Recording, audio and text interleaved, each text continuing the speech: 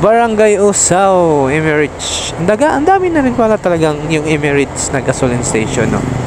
So, ito yung school na, ano, I love Diped San Juan District. Malaki tong school na to, no?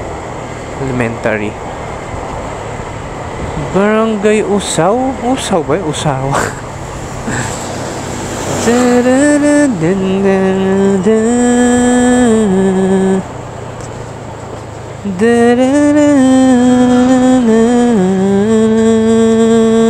Ano na to? San Juan branch.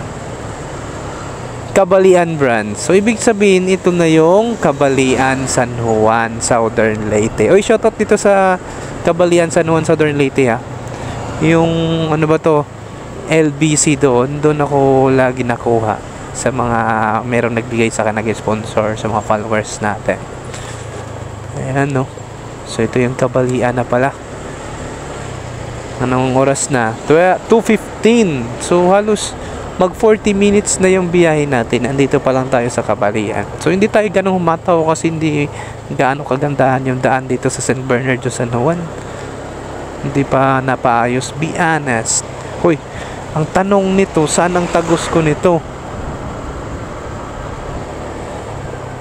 Baka mawala. LTO San Juan. Baka, wala kasi akong ways. Hindi ko kabisado kung dito ba yung papuntang Hinundayan na daan. Ma'am, saan yung papuntang Hinundayan na daan? Diretso lang? Thank you po. Ayan. So, diretso lang daw po. Diretso lang.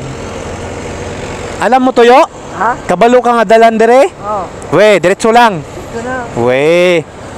Hindi, baka iba tong nadaanan natin eh.